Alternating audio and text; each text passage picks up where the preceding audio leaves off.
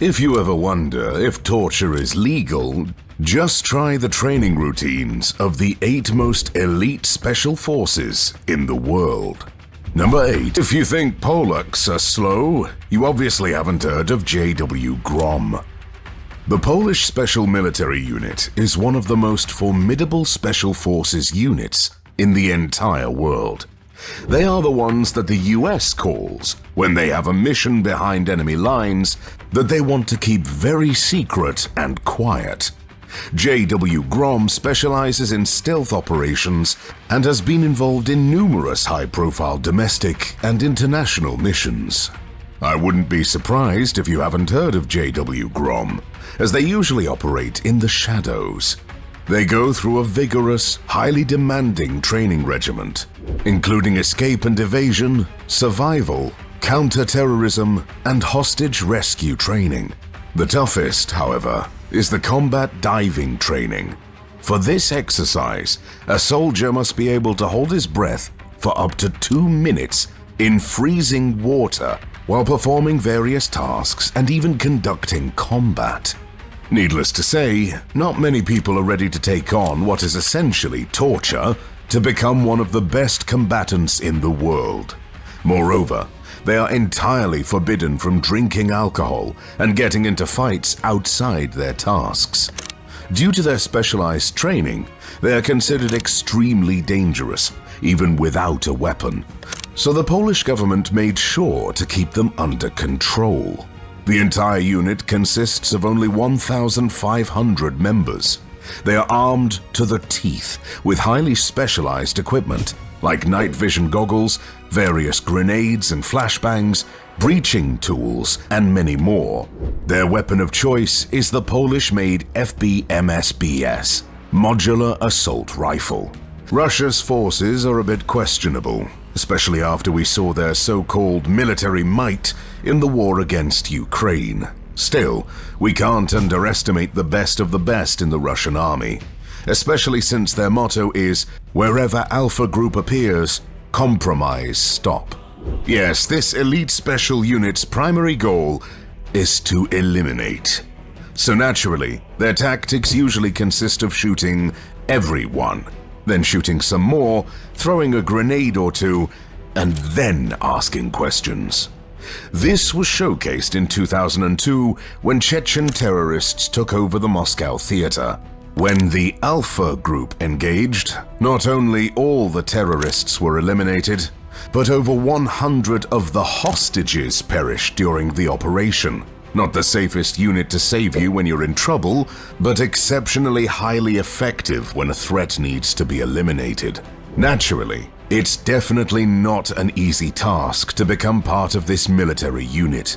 Candidates must meet specific physical, psychological, and intellectual standards, and must demonstrate exceptional skills in areas such as marksmanship, hand-to-hand combat, and decision-making under pressure.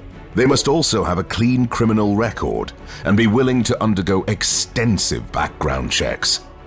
Once selected, candidates undergo an intensive training program that covers a wide range of topics, including marksmanship, reconnaissance, hand-to-hand combat, explosives, and other specialized skills.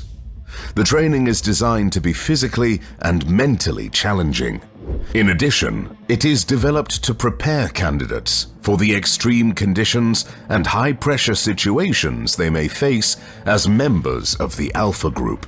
Along with regular training such as weightlifting, swimming, endurance, strength, close-quarters combat, and other exercises, the members of this elite force undergo intense survival training like pain endurance, hunting, building shelters out of nothing, and even performing surgery on themselves. It was a game. Being Israel would surely be the hardest level. Surrounded by enemies on all sides, with massive internal conflicts and a huge terrorist breeding ground in their backyard, such as Gaza. Israel is definitely not the best place to be a soldier. Naturally, the Middle Eastern state has answered the challenges of the region with Sayeret Matkal. The elite special military force was established in 1949 to ensure Israel's existence from external threats.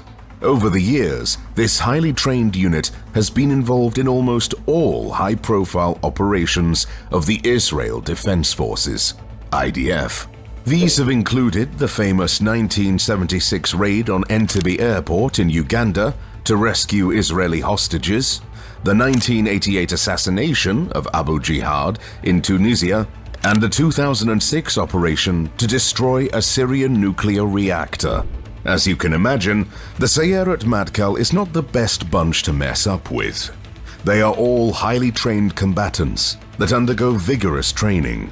It includes physical fitness, marksmanship, navigation, survival skills, specialized training in urban warfare, counter-terrorism, and hostage rescue.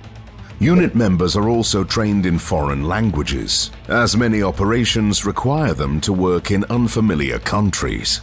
The toughest training, however, is the exercises to withhold information. Usually that's one of the final tests before getting accepted into the unit. Each candidate is kidnapped by a team that administers a series of physical and psychological torture tactics to try and break the candidate. As you can imagine, not many finish this part of the preliminary training. Those who manage to get in are tough, deadly, and with nerves of steel.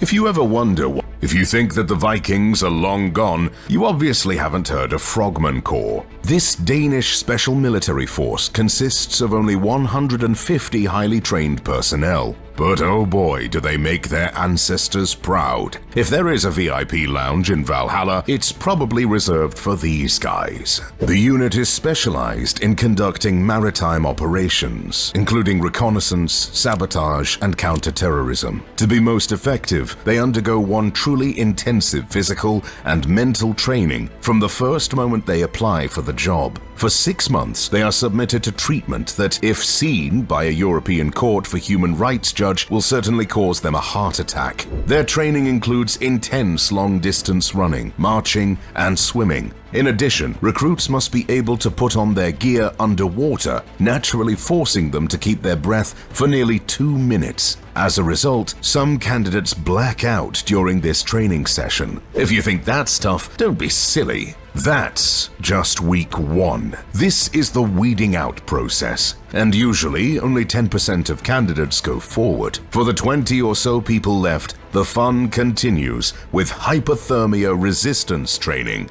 in ice-cold water, severe survival training, and diving training.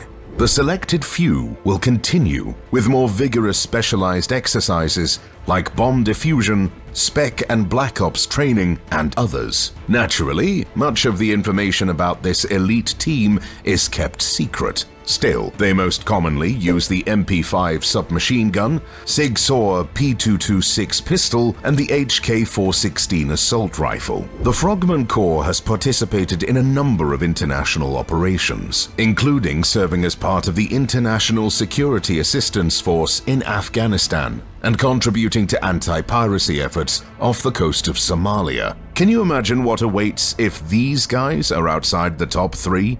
Number 3. GIGN, France.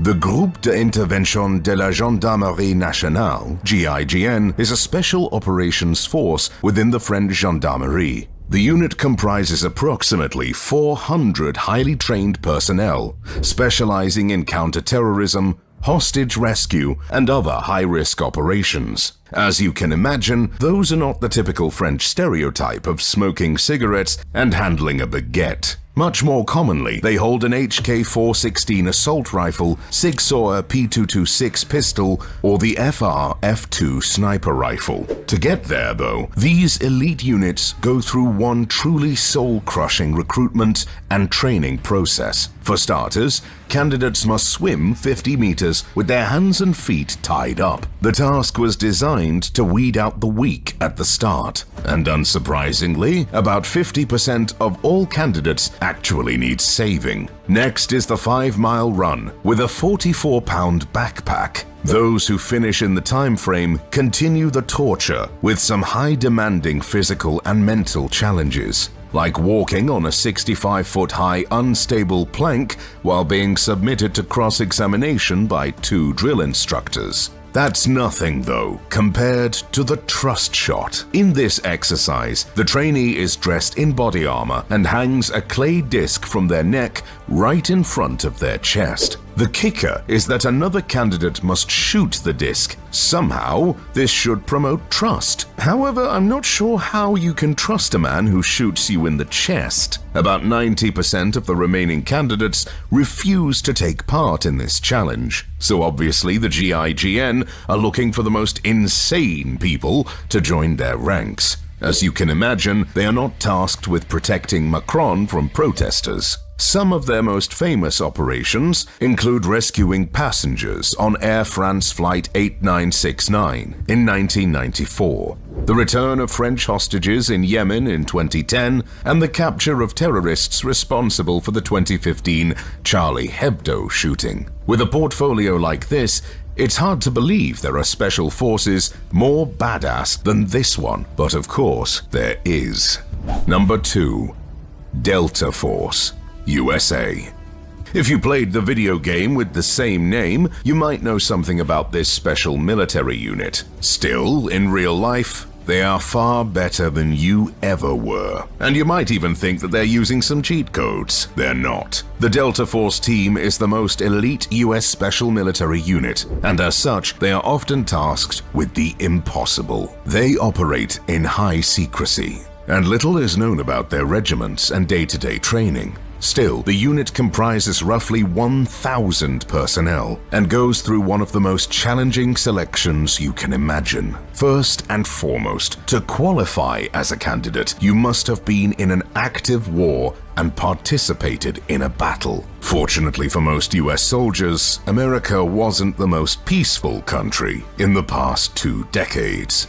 So eligibility is not such a high problem. Getting through the first stage, however, is. To become part of this specialized unit, you need to be an expert in demolition, firearms, and navigation. Still, over the training course, these skills will be enhanced significantly. While the exercises themselves are kept top secret, they are designed to break a person's spirit and will to live. Some sources claim that candidates are left to sleep as little as 3 to 4 hours a night for weeks, while at the same time pushed beyond their limit with vigorous physical and endurance training. Only about 5% of all candidates finish this nightmare of training.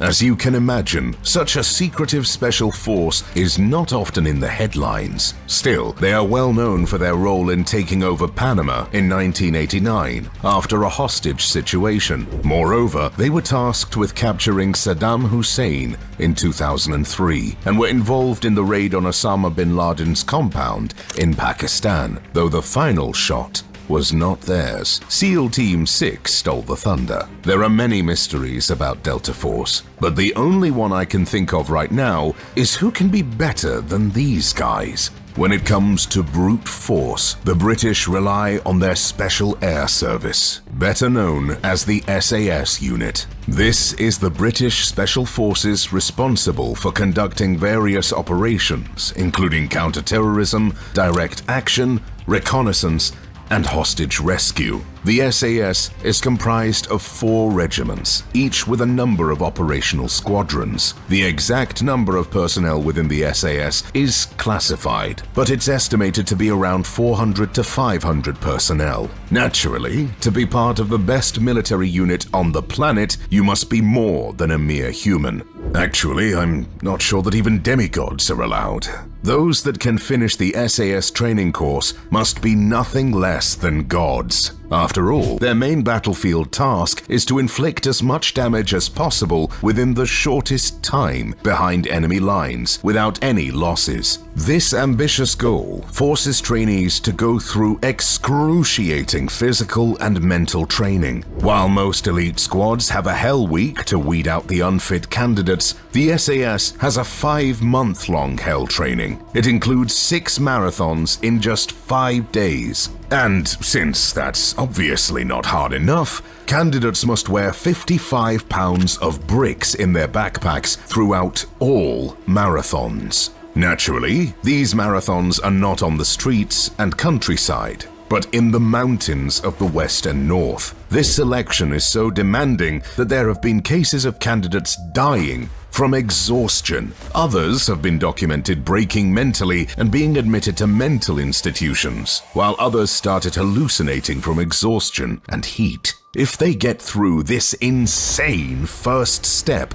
the next part takes place in the Indian jungles, where they are left alone to survive several days. Naturally, about 95% of the candidates are gone before the actual training starts. The training itself is pretty standard: sleep deprivation and hypothermia resistance, accompanied by tactics, weapon training, and of course, hand-to-hand combat. To graduate from this nightmarish hell, you must pass one final test: a manhunt. Trainees are given just a compass, a roughly sketched map, and their clothes, and dropped somewhere in the wild. They have to get to a predetermined exact point within a time frame. And since that's child's play, the full SAS force will be hunting them down. Naturally, no one has ever managed to finish this task, and trainees always end up captured. That's part of the training, as they are put through the most demanding of all tests: interrogation resistance. Recruits are put through all sorts of human rights violations, like waterboarding, electric shock torture, white noise torture, and others. They are held in such conditions without food for about a week. As you can imagine, only about 1% of all who enter this torture chamber manage to finish the training. Most recruitment campaigns end without new SAS operatives, as all candidates fail to complete the interrogation resistance training. With such a recruitment process, it's no wonder that most SAS operations end up with the unit eliminating 20 to 30 times bigger armies without losing a single operative. The SAS has been involved in a number of high-profile operations, including the Iranian embassy siege in London in 1980, the Gulf War in 1991, and the war in Afghanistan. One of the SAS's most famous operations was Operation Nimrod in 1980, which involved the rescue of hostages from the Iranian embassy in London. So, with such highly skilled units, how do world leaders protect themselves against them?